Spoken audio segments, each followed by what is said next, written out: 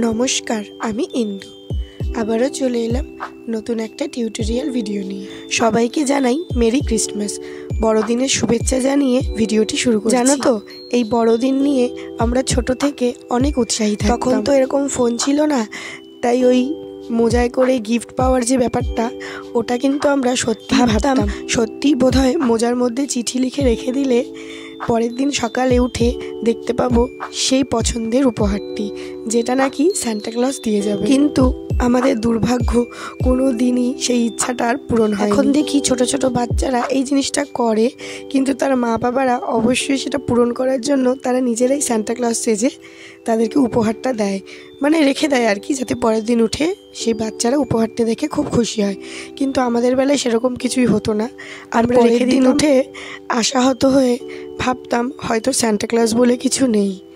এটা কিন্তু এক বছর না, প্রত্যেক বছরই এরকম আশাহত হতাম, আর প্রত্যেক বছরই রেখে দিতাম এই আশায় যে এবার বোধহয় ঠিক গিফট পাবো, বাট কোনোদিনই পেতাম না। আজ বলতে পারো সেই ছোট্টবেলার অপূর্ণ আশাটা পূরণ করার জন্যই নিজেই সান্টা ক্লজের ঘর সব কিছু বানিয়ে ফেলেছি, যেটা আমি ছোটোবেলায় কল্পনা করতাম। ভিডিওতে আমি কিন্তু পুরো ডিটেলসে কিভাবে কি বানালাম সব দেখানোর চেষ্টা করেছি। প্রথমে ভাবছিলাম যে সান্টা ক্লজ কি চশমা পরে, কিন্তু পরে আমি ভাবলাম যে বুড়ো মানুষ চশমা তো ঠিকই পরবে, তো সেই বুঝে আমি কিন্তু একটা ছবি দেখে যথারীতি চশমাটা বানিয়ে ফেলেছি। সান্টা ক্লজের মাথায় টুপিটাও কিন্তু আমি পরিয়ে নিলাম।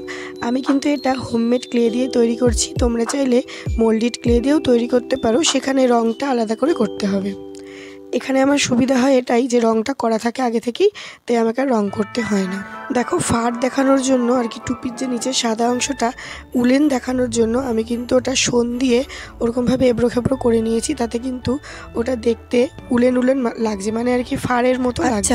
আমি এখনও ভাবি, জানো তো, সত্যিই কি সান্টা ক্লজ বলে কিছু হয়?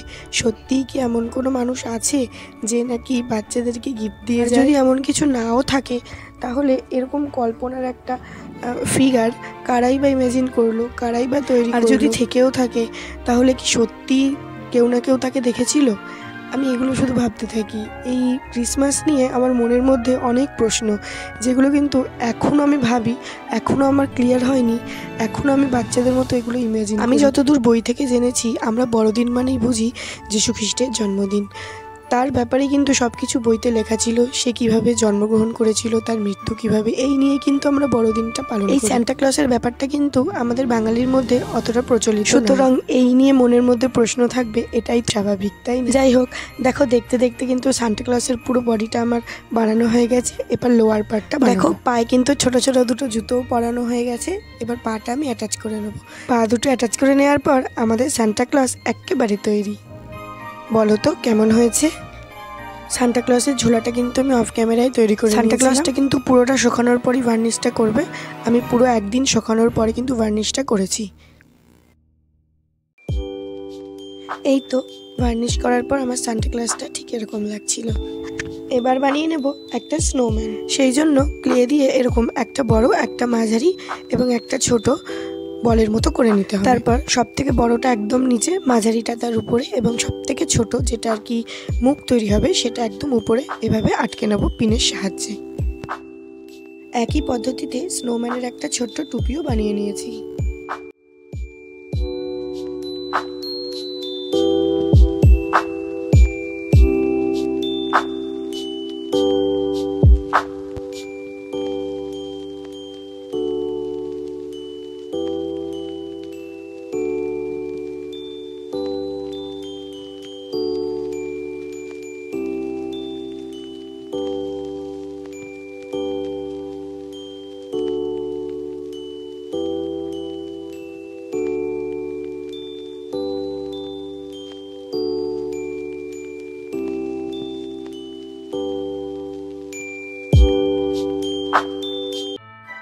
স্নোম্যানের ফেসটা কিন্তু এরকম লাগছিল, কি কিউট হয়েছে তাই না? একটা পিনের মধ্যে আঠা লাগিয়ে পিনটাকে ক্লে দিয়ে কভার করে নেব, যতটা সম্ভব সরু করে বেলে নেব।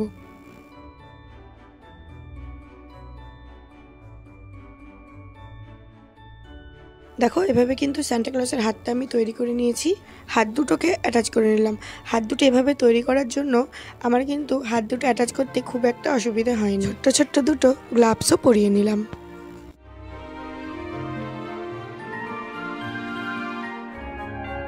এবার একটু লাল আর সাদা ক্লেকে লম্বা করে বেলে নিয়ে একে অপরের সাথে এভাবে পেঁচিয়ে নিলাম এবং স্নোম্যানের গলায় পরিয়ে নিলাম। এগুলো কিন্তু দেখে যতটা কঠিন মনে হয়, খুব সহজেই কিন্তু এই এলিমেন্টসগুলো বানানো যায়। শুধু একটু প্র্যাকটিসের দরকার।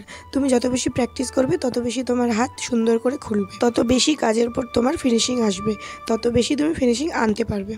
এবারে স্নোম্যানের গালে ছোট ছোট ব্লাশ লাগিয়ে এভাবে কিউট দেখানোর জন্য দুটো সাদা ডট করে দিলাম। এই তো আমার স্নোম্যান একেবারে তৈরি হয়ে গেছে। এইবার ক্রিসমাস ট্রিগুলো বানিয়ে নেব। সেই জন্য খাতার উপরে যে মলাটগুলো থাকে একটু শক্ত টাইপের, সেই মলাটগুলোকে এইভাবে কোণের আকারে পেঁচিয়ে নিলাম। তারপর একটা পাইপ ক্লিনারকে এভাবে 4 ভাগ করে নিলাম।